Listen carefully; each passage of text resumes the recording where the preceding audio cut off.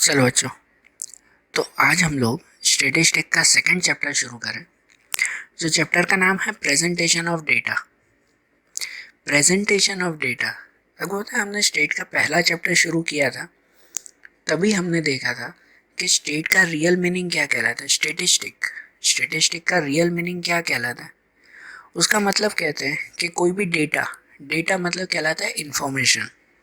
कोई भी इंफॉर्मेशन को कलेक्ट करना, उसे क्लासिफाइड करना मतलब उसे क्लासिफिकेशन करना, उसको प्रेजेंट करना, कोई भी मेथड से उसे प्रेजेंट करना और फिर उसे एनालाइज करना, उसमें से कोई रिजल्ट निकालना। स्टैटिस्टिक का मतलब ही यही कहलाता है।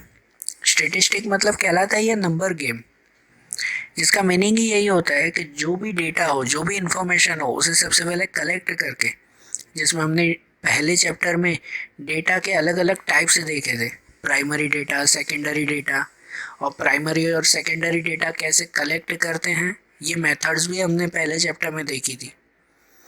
अब सेकंड पार्ट जो आता है ना स्टैटिस्टिक का, कि उसे क्लासिफिकेशन करना, जो भी इंफॉर्मेशन मिले उसका क्लासिफिकेशन करना और उसको प्रेजेंट करना, रिप्रेजेंट करना, उसका प्रेजेंटेशन करना, वो हमें इस चैप्टर में देखना। और फिर थर्ड चैप्टर में हम उसको एनालाइज करेंगे, उस पर से रिजल्ट बनाना सीखेंगे। तो फर्स्ट चैप्टर में जैसे डेटा कलेक्ट करना, इंफॉर्मेशन कलेक्ट करना हम लोगों ने सीखा था, अब ऐसा ही सेकंड चैप्टर में उसका क्लासिफिकेशन करना और प्रेजेंटेशन करना सीखे। तो सबसे पहले एक पॉइंट समझें कि व्हाट इज क्लासिफिकेशन। क्लासिफिकेशन मतलब क्या? तो क्लासिफिकेशन कहते हैं the method of representing raw data into systematic and short form is called classification. कि कोई भी रॉ डेटा हो, रॉ डेटा मतलब कहलाती है रफ इंफॉर्मेशन। आप कोई भी इंफॉर्मेशन कलेक्ट करो, वो रफ इंफॉर्मेशन जो पहले के होती है उसे सिस्टमेटिक वे और शॉर्ट फॉर्म में उसे रिप्रेजेंट करना, उसे बनाना, तो उसे क्लासिफिकेशन कहते हैं। आपके स्कूल का एग्जाम्पल लो, आपके स्कूल में जब कोई टेस्ट या कोई एग्ज़ाम होती हो अगर, तो एग्ज़ाम में सभी स्टूडेंट के समझो जो भी मार्क्स हैं वो मार्क्स पहले एक रफ बुक में लिखे जाते हैं। रोल नंबर 1 के इतने मार्क्स, 2 के इतने मार्क्स, 3 के इतने मार्क्स, ये रॉ डेटा कहलाया। लेकिन फिर उसे शॉर्ट फॉर्म में सिस्टमेटिकली तैयार करना, किसके 90 अप मार्क्स हैं, किसके 70 अप है, किसके 80 अप है, किसके 30 से कम है, ऐसे सिस्टमेटिकली उसे अलग करना और फिर उनके हिसाब से उसको रिप्रेजेंट करना, इसे क्लासिफिकेशन कहते हैं। सिंपल ना, क्लासिफिकेशन का मतलब ही होता है वो क्या कहते हैं हम लोग, वो कहते हैं भाई छांटना, सब अलग अलग कर देना, छांट देना, वो क्लासिफिकेशन कहलाया। तो जो भी रॉ डेटा, जो भी इंफॉर्मेशन मिले उसे सही तरह से छांट देना, तो उसे क्लासिफिकेशन कहते हैं। क्लासिफिकेशन के दो टाइप्स हैं। अगर आप टाइप्स ऑफ क्लासिफिकेशन समझो तो उसके दो टाइप्स हैं। वो डेटा के हिसाब से आता है कि एक क्वालिटेटिव डेटा का क्लासिफिकेशन और एक क्वांटिटेटिव डेटा का classification. Classification of qualitative data and classification of quantitative data. Qualitative data, तो क्वालिटेटिव मतलब ये कहलाता है कि जिसमें नंबर्स यूज नहीं होते हो। क्वालिटेटिव मतलब क्वालिटी का हो, जिनमें नंबर्स यूज नहीं होते हो, ऐसी चीज़ों का क्लासिफिकेशन, तो उसे क्वालिटेटिव डेटा कहते हैं। ठीक है ना, क्लासिफिकेशन ऑफ क्वालिटेटिव डेटा। जैसे अगर आपको ऐसा क्लासिफिकेशन करना हो कि आपके क्लास में, स्कूल में, क्लासरूम में जितने भी स्टूडेंट्स हैं उन्हें बॉयज़ एंड गर्ल्स के हिसाब से क्लासिफाइड करो, बॉयज़ और गर्ल्स। ओके, तो ये क्लासिफिकेशन, ये क्वालिटेटिव कहलाए, बॉयज़ एंड गर्ल्स ओनली, इनमें नंबर्स नहीं ढूंढने हैं। या जैसे आप जो बिल्डिंग में, जो सोसाइटी में रहते हो, उसमें कितने लोग लिटरेट हैं या इलिटरेट हैं, उनके हिसाब से क्लासिफिकेशन करना, लिटरेसी के हिसाब से क्लासिफिकेशन करना है, तो उसमें लिटरेट या इलिटरेट ऐसे क्लासिफिकेशन होगा ना, तो ये क्वालिटेटिव कहलाया। इसमें नंबर नहीं, सिर्फ क्वालिटी आती हो। ओके, जैसे जेंडर है, लिटरेसी है, अनएम्प्लॉयमेंट है, जैसे कितने लोग एम्प्लॉयड हैं, कितने लोग अनएम्प्लॉयड हैं, इनका अगर क्लासिफिकेशन करना हो तो ये क्वालिटेटिव डेटा कहलाता है। स्टैटिस्टिक में क्वालिटेटिव डेटा की यूज़ कम होती है, क्वांटिटेटिव डेटा दूसरा आता है, क्वांटिटेटिव डेटा, इनका यूज़ स्टैटिस्टिक में सबसे ज़्यादा। क्योंकि क्वांटिटेटिव मतलब कहलाता है कि जिसमें क्वांटिटी मतलब जिनमें नंबर्स यूज होते हो, नंबर्स के हिसाब से जिनका क्लासिफिकेशन करना हो तो वो क्वांटिटेटिव डेटा कहलाता है। कोई भी नंबर्स के हिसाब से, आपके क्लास में कितने बॉयज़ और कितने गर्ल्स हैं, वो टोटल नंबर्स अगर जो हमें फाइंड करना और उनके हिसाब से क्लासिफिकेशन करना हो नंबर्स के अकॉर्डिंग, तो वो क्वांटिटेटिव। शॉर्ट में कहो तो जिस क्लासिफिकेशन में सिर्फ क्वालिटी मतलब सिर्फ वेरिएबल सिर्फ वैल्यू यूज़ होती हो, नंबर्स नहीं, तो वो क्वालिटेटिव डेटा कहलाता है।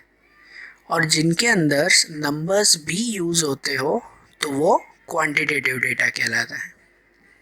और क्वांटिटेटिव डेटा में और दो टाइप आते हैं, वो आता है discrete variable and continuous variable.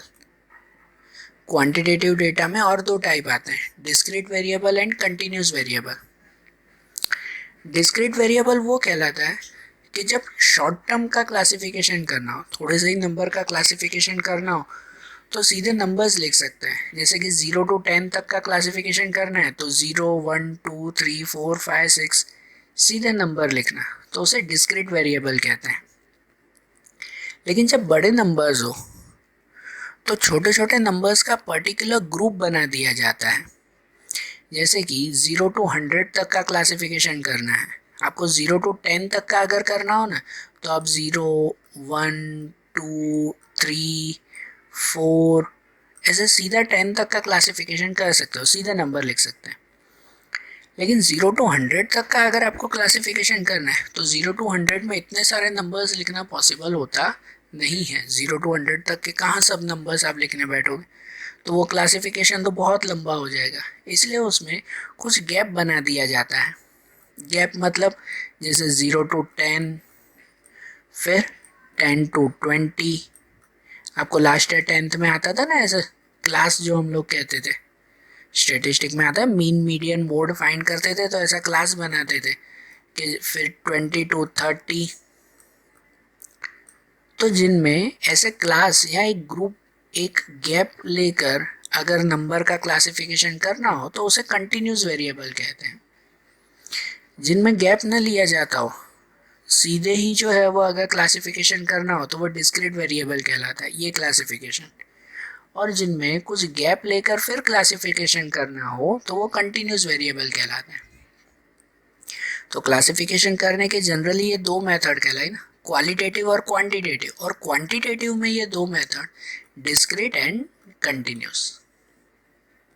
Okay, तो अब इनके हिसाब से हम लोग सबसे पहले क्लासिफिकेशन समझे, जिनमें हम एक्सरसाइज 2.1 शुरुआत करें। सबसे पहले क्लासिफिकेशन करना सीखें इस एक्सरसाइज में, फिर रिप्रेजेंट करना, प्रेजेंटेशन भी सीखेंगे। तो इसमें सबसे पहले अगर देखें ना एक्सरसाइज 2.1, उनमें पहला क्वेश्चन देखें जिनमें हमें क्लासिफिकेशन करना है कि the data regarding the number of children of 50 families residing in a certain area are given below. Prepare appropriate frequency distribution. लिखा हुआ है the data regarding the number of children of 50 families residing in certain area, मतलब कुछ area, कोई एक area में 50 families हैं और उन हर फैमिली में कितने चिल्ड्रंस हैं उसका यहाँ डेटा दिया हुआ है। हर एक 50 फैमिलीज में सबसे जाकर पूछा और डेटा कलेक्ट करते हैं ना, पता है ना, वो सेंसस वाले आते हैं फिर घर घर जाकर इन्फॉर्मेशन लेते हैं। हर एक घर में पूछा भाई आपके घर में कितने चिल्ड्रंस हैं, तो किसी ने कहा एक। दूसरे घर में पूछा एक, तीसरे घर में पूछा भाई 2 चिल्ड्रन हैं, फिर एक, किसी में 3, किसी में 0। तो ऐसा 50 फैमिलीज का ये इन्फॉर्मेशन है। ये इन्फॉर्मेशन वो रॉ डेटा कहलाती है, इसे कहते हैं raw data, simple rough information. क्या किसी के घर एक चिल्ड्रन है, किसी के घर 2, किसी के घर 3। तो इसे हमें क्लासिफिकेशन करना है। तो क्लासिफिकेशन में सबसे पहले चेक करते हैं कि भाई डिस्क्रीट होगा कि कंटिन्यूस होगा। अगर छोटे नंबर हो ना 1 to 10 तक के ही नंबर्स, तो वो डिस्क्रीट में ही चले जाते हैं। जैसे इसमें देखो 0, 1, 2, 3, उससे बड़ा कोई नंबर नहीं है। इन्हीं नंबर्स में सिर्फ एक नज़र घुमाकर हम लोग चेक कर सकते हैं कि हाँ 3 से बड़ा कोई नंबर नहीं दिखाई दे रहा है, तो मतलब हम लोग डिस्क्रीट वे में कर सकते हैं। अगर 50, 60, 100 ऐसे बड़े नंबर्स होते हैं अगर, तो फिर कंटिन्यूस गैप लेते हैं हम लोग। और इनका क्लासिफिकेशन अगर करना है ना, तो क्लासिफिकेशन की एक सिंपल मेथड जो आगे के स्टैंडर्ड्स में 9th स्टैंडर्ड में भी आपको आती थी, वो मेथड कहलाती है टेली मार्क्स की मेथड। हम लोग इसका क्लासिफिकेशन करेंगे सिंपल वे में। वो कौन सी मेथड से? टेली मार्क्स की मेथड से करेंगे। तो टेली मार्क्स की मेथड से देखें, जिनमें सबसे पहले लिखे ऊपर के discrete frequency distribution of number of children of 50 families. Discrete distribution ही है ना, जिनमें ऊपर नंबर ऑफ चिल्ड्रंस लिखेंगे 0, 1, 2, 3। सबसे छोटे नंबर से शुरुआत करते हैं। सबसे छोटा नंबर 0 और सबसे बड़ा नंबर 3, तो 0, 1, 2, 3। आगे दूसरा कॉलम बनाएंगे वो टेली मार्क्स, और आखिर में नंबर ऑफ फैमिलीज जो F मतलब फ्रीक्वेंसी बताएंगे, ये फ्रीक्वेंसीज। तो टेली मार्क्स अब कैसे करेंगे? तो टेली मार्क्स ऐसे करेंगे, जिसमें फिर से क्वेश्चन पे आता हूँ। तो टेली मार्क्स ऐसे करेंगे कि हर एक नंबर को चेक करते जाएंगे। जैसे कि यहाँ 1 है, तो 1 है तो मैं फिर से वहाँ का आंसर में जा रहा हूँ कि 1 पे एक लाइन बना देंगे, सीधी लाइन, ये 1। फिर दूसरे में आएंगे कि दूसरा चेक करें, ये 1, तो फिर से 1 पे एक लाइन। फिर तीसरा चेक करेंगे कि ये 2, क्वेश्चन में चेक करते जाएंगे ना 2, तो वो 2 पे एक लाइन बनाएंगे। फिर उसके बाद चेक करेंगे ये 1, तो फिर से 1 पे एक लाइन बनाएंगे। ऐसे हर 50 नंबर्स, जितने भी टोटल नंबर्स हैं, वो सब नंबर्स को इस तरह से क्लासिफिकेशन करें ना। वो क्लासिफिकेशन में भी टेली मार्क्स कैसे करते हैं कि जैसे 1 में अगर आ रहा है भाई 1, 2, 3, 4, और अगर 5th नंबर आए ना, तो 5th नंबर उसके ऊपर मार्क कर देते हैं, ठीक है ना, उसके ऊपर ही मार्क कर दिया जाता है। तो जिससे ये हो गया कि हाँ भाई ये 5 का एक बंच बन गया टेली मार्क्स में, भाई ये 5 हो गए। फिर 6, 7, 8, 9, फिर एक लाइन। फिर 11, 12, 13, 14, फिर एक लाइन ऊपर। तो ये 5 का बंच हो जाता है। ऐसे टेली मार्क्स कहते हैं ना, याद आ रहा है कुछ 9th स्टैंडर्ड में भी ऐसे आता था। तो ऐसा क्लासिफिकेशन हमें करना है। पीछे जो 50 नंबर्स हैं, हर नंबर को चेक करते हुए यहाँ पे लाइंस के बनाती जाने हैं, और उसके बाद आखिरी में टोटल लिखेंगे कि जैसे 0 है तो 0 में लिखेंगे ये 5 और 1, कितने हो जाएंगे? 6 हो गए। मतलब कि 50 फैमिलीज जो थी ना, उस 50 फैमिलीज में 0 चिल्ड्रन वाली कितनी फैमिलीज थी? तो 6 फैमिलीज थी। फिर अगर 1 देखो तो 1 में काउंट करो 5, 10, 15 और एक अलग है, मतलब 16। तो 1 में आया 16। मतलब 50 फैमिलीज में से 1 चिल्ड्रन वाली कितनी फैमिलीज हैं? तो 16 फैमिलीज हैं। फिर 2 फैमिली, 2 में देखो तो 2 में सब नंबर आप टैली मार्क्स करो। मैंने डायरेक्टली बताया आप 50 नंबर्स ही सब एक एक करके चेक करना। पीछे ये जो क्वेश्चन है, वो क्वेश्चन में एक एक नंबर, भाई 1 तो उसमें 1 पे क्लिक करो, आगे ये भी 1, ये 2, ये 3 है तो 3 पे, 0 तो 0 पे, ऐसे सब चेक करते जाएंगे। जिससे ये बनेगा ना, तो 2 में भी चेक करोगे तो ये 5, 10, 15, 20 और आखिरी में 1, 21। मतलब 50 फैमिलीज में से 2 चिल्ड्रंस वाली कितनी फैमिलीज हैं? तो 21 फैमिलीज हैं। फिर 3, तो 3 में ये 5 और 6, 7 दो अलग है, 5 और 2, 7। मतलब 50 फैमिलीज में से 3 चिल्ड्रन वाले कितनी फैमिलीज हैं? तो 7। तो ये एक परफेक्ट क्लासिफिकेशन हुआ ना। वो पहले जो था ना, ये जो क्वेश्चन था ना हमारा, ये रॉ डेटा था, रफ डेटा, रफ इंफॉर्मेशन, उसको हमने अच्छी तरह से क्लासिफिकेशन किया। अब पता चल गया उसमें से कि 0 चिल्ड्रन वाली इतनी फैमिलीज हैं, 1 चिल्ड्रन वाले इतनी, 2 चिल्ड्रन वाले इतनी, 3 चिल्ड्रन की इतनी, टोटल 50 फैमिलीज। ये एक परफेक्ट क्लासिफिकेशन हुआ ना। और इसमें क्लास नहीं लिए, सिर्फ नंबर 0, 1, 2, 3। इसे डिस्क्रीट क्लासिफिकेशन कहते हैं, डिस्क्रीट फ्रीक्वेंसी डिस्ट्रीब्यूशन, है ना इजी। ऐसे ही सेकंड क्वेश्चन में देखो, सेकंड क्वेश्चन में भी कुछ ऐसा ही है।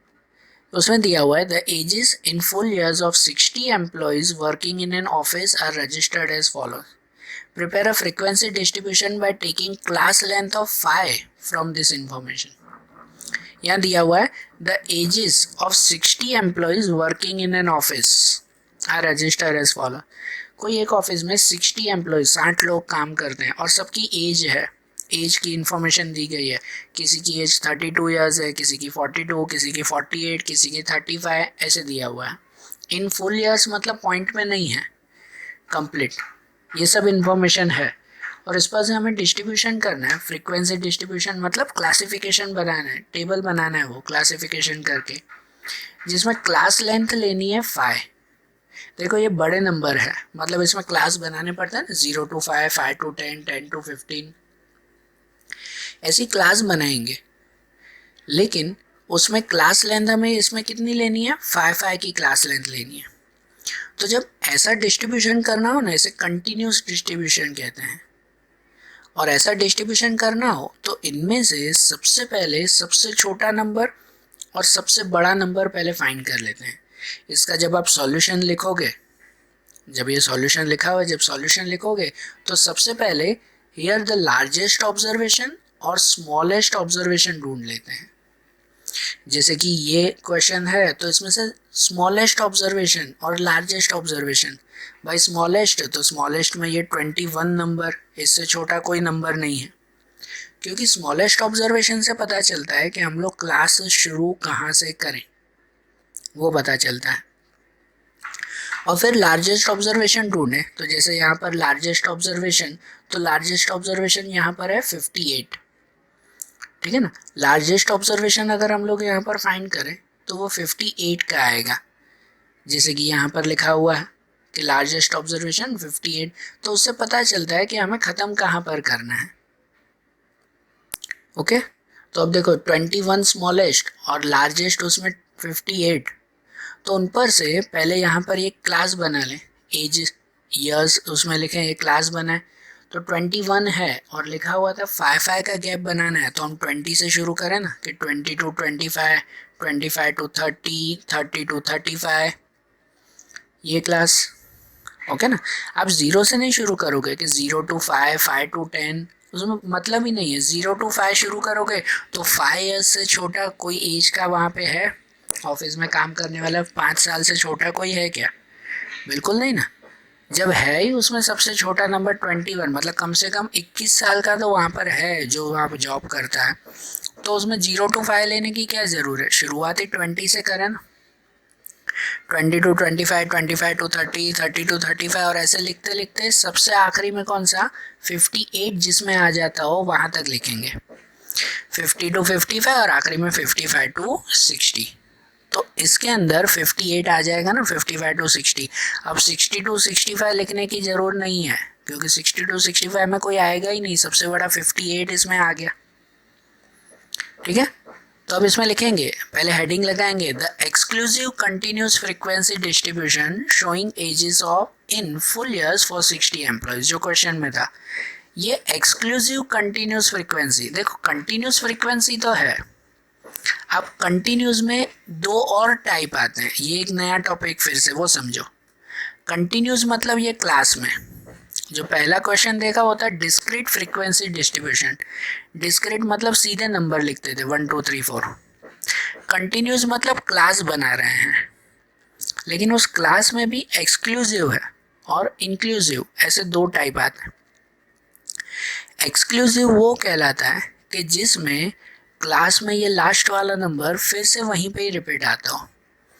जब ये क्लास होती है ना, जैसे 20 to 25, सीधे थियरी वाइज समझो, ध्यान से समझो, जब 20 to 25 ये क्लास दी गई है, उसमें 20 वो कहलाता है lower boundary point, lower boundary point ये क्लास की बाउंड्रीज कहलाती हैं, क्योंकि इनके बीच में नंबर आएंगे ना, 20 और 25 के बीच में नंबर आएंगे ना, 21, 22, 23, तो ये दोनों बाउंड्रीज कहलाती हैं, जिसमें ये कहलाती है लोअर बाउंड्री पॉइंट, 20 वो लोअर बाउंड्री पॉइंट, और 25 ये कहलाता है अपर बाउंड्री पॉइंट। क्या कहलाता है? अपर बाउंड्री पॉइंट। जैसे इसमें 25 to 30, तो 25 वो लोअर बाउंड्री पॉइंट कहलाता है और 30 वो अपर बाउंड्री पॉइंट कहलाता है। ओके ना। तो एक्सक्लूसिव वो कहलाता है कि जिस क्लास में पहले क्लास का अपर बाउंड्री पॉइंट और दूसरे क्लास का लोअर बाउंड्री पॉइंट दोनों सेम हो, ये नंबर रिपीट होते हो, ये दोनों नंबर सेम होते हो, तो वो एक्सक्लूसिव कहलाता है। जैसे 25 to 30, ये अपर बाउंड्री पॉइंट यहाँ 30, तो फिर से नीचे 30 ही आएगा ना। तो इसका अपर बाउंड्री पॉइंट और नीचे लोअर बाउंड्री पॉइंट वो दोनों सेम आते हो अगर नंबर, तो वो एक्सक्लूसिव। अगर ये नंबर सेम ना आते हो, जैसे मैं यहाँ पे लिखूँ 20 to 25 और दूसरा यहाँ पे शुरू करूँ मैं 26 से, 26 to 30 या 31, अगर यहाँ 30 लिखूँ तो यहाँ लिखूँ मैं 31 से शुरू करूँ, तो जिसमें वो अपर बाउंड्री पॉइंट और लोअर बाउंड्री पॉइंट दूसरे क्लास का सेम ना आता हो, तो उसे इंक्लूसिव कहते हैं। ये है एक्सक्लूसिव, जिसमें सेम आते हो। अगर सेम ना आते हो तो वो इंक्लूसिव कहलाता है। अगर क्वेश्चन में मेंशन ना हो ना, तो आप लोग कोई भी क्लास ले सकते हो। उसमें तो जैसे इस क्वेश्चन में लिखा हुआ था सिर्फ 5 का गैप लेना है ना, क्लास लेंथ 5 लेनी है। एक्सक्लूसिव या इंक्लूसिव बनाना लिखा हुआ नहीं था, तो आप कोई भी बना सकते हो। लेकिन अगर क्वेश्चन में आपका स्कूल में मेंशन हो कि इंक्लूसिव ही बनाओ या एक्सक्लूसिव ही बनाओ, तो आपको फिर वैसे ही लेना है। तो यहाँ पर हमने ठीक है एक्सक्लूसिव ही बनाया, आगे इंक्लूसिव भी हम लोग बनाएंगे। तो इसमें 20 to 25, 25 to 30, 30 to 35 ये क्लास बनाया ना हमने। अब इन क्लास में टैली मार्क्स कैसे करें, तो वैसे ही क्वेश्चन यहाँ से शुरुआत करें। जैसे पहले 32 है, तो 32 इस क्वेश्चन में चेक करेंगे 32 कहाँ आता है, तो 32 35 में आता है। तो 32 35 में एक लाइन बना देंगे यहाँ पर, ठीक है ना, ये सीधी लाइन हमने बना दी। वैसे ही दूसरा है 42, तो 42 किस में आता है, तो 42 आएगा 42 45 में, तो उसमें एक लाइन बना दो आप। ये तो मेरा डायरेक्ट सॉल्यूशन है, आप वहाँ पे पहले एक लाइन बनाना। फिर तीसरा नंबर 48 है, तो 48 चेक करेंगे 48 किस में आता है, तो 45 to 50 में आएगा 48, उसमें एक लाइन बना देंगे। ऐसे करते हुए सभी नंबर लिखेंगे ना। हाँ, वो नंबर आप लोग चेक करोगे उसमें कि जैसे अगर यहाँ 20 to 25, 25 to 30, अगर बाय चांस पीछे नंबर 25 ही आ गया, वो कहाँ लिखोगे। जैसे अगर कोई नंबर होगा इसमें, जैसे अगर कोई नंबर 30 है, सपोज कोई नंबर यहाँ 30 है, तो ये नंबर अगर आपको यहाँ क्लासिफिकेशन में लिखना हो तो 30 कहाँ लिखोगे, यहाँ पे कि यहाँ पे, दोनों क्लास में है ना, 25 to 30 भी है और 30 to 35 भी है। जब ऐसा आता हो ना, तो ऐसे वक्त 30 हमेशा लोअर बाउंड्री पॉइंट मतलब कि नीचे के क्लास में लिखते हैं, क्योंकि एक्सक्लूसिव क्लास में लिखते भले ही 25 to 30 है, लेकिन काउंट 29 तक ही होता है। 5 नंबर काउंट करने होते हैं ना, तो 25 से लेकर 25, 26, 27, 28 और 29, वो 5 नंबर हो गए। 30 वाला नंबर यहाँ काउंट होता है, यहाँ पे भी 20 to 25 है, तो काउंट यहाँ 24 तक ही होगा। 25 वाला अगर आया तो उसे नीचे लिखते हैं। तो यहाँ पे भी 20, 21, 22, 23, 24, वो 5 नंबर हुए। 25 फिर यहाँ पे। तो जब भी ऐसा कोई नंबर हो ना, जैसे अगर 40 ईयर्स लिखना है, तो 40 यहाँ पे और यहाँ पे दोनों जगह है, तो हमेशा लोअर बाउंड्री पॉइंट नीचे वाले क्लास में लिखेंगे। ओके, ये पॉइंट खास ध्यान रखना उसमें। बाकी के बीच के नंबर अगर हो, जैसे 28 है, तो 28 तो 25 और 30 के बीच में ही आएगा, वो तो फिक्स है। ऐसे टैली मार्क्स करेंगे ना, पीछे 60 नंबर्स हैं, दोनों हर 60 नंबर्स यहाँ पर हम लोग टैली मार्क्स करेंगे। ये हो जाए तो इसका टोटल बताएंगे। भाई 20 to 25 है, तो 20 to 25 का टोटल आया 3, मतलब 60 एम्प्लॉयज में से 3 एम्प्लॉयज ऐसे हैं जिनकी एज 20 और 25 के बीच में है। 25 to 30, तो उसमें आएगा ये 5 और पीछे 3 अलग, तो 5 और 3 8, मतलब 60 में से 8 लोग ऐसे हैं जिसकी एज 25 और 30 के बीच में है। 30 to 35 में ये 5 और 5 10, 35 to 40 में 5 और 5 10 और पीछे 1 11, 40 to 45 में 5 और 5 10 और पीछे 2 12, 45 to 50 में 5 और 2 7, 50 to 55 में ये 5 और 1 6, 55 to 60 में ये 3। तो ऐसे क्लियर होता है ना, ये क्लासिफिकेशन में क्लियर होता है ना कि कितनी एज वाले कितने लोग वहाँ काम करते हैं। भाई कितने ओल्ड एज के हैं, 55 टू 60 एज वाले कितने हैं, तो 3 लोग काम करते हैं। इससे ये क्लासिफिकेशन हो जाता है ना। ऐसा क्लासिफिकेशन आप ध्यान से किया करो, क्योंकि पीछे जो क्वेश्चन दिया हुआ है उस क्वेश्चन के हिसाब से ही आपको ये सब नंबर लिखने हैं। उसमें आपने एक भी नंबर अगर ऊपर नीचे लिख दिया, 42 आता है तो 42, 40 और 45 के बीच में आएगा। आपने गलती से 45 और 50 के बीच में उतावल में लिख दिया तो वो पूरा सम रॉन्ग हो जाएगा। ठीक है ना। एक भी नंबर अगर वो आपने ऊपर नीचे लिखा तो वो सम करेक्ट नहीं हुआ, क्योंकि ये फिर फ्रीक्वेंसी बरोबर नहीं बैठेगी। इसीलिए क्लासिफिकेशन आपको बहुत ध्यान से करना है। आज जैसे क्लासिफिकेशन के हमने ये टाइप्स और ये 2 सम देखे ना, ऐसे ही क्लासिफिकेशन के दूसरे सम से दूसरी मेथड्स अब हम लोग अगले वीडियोस में देखेंगे। Okay, thank you.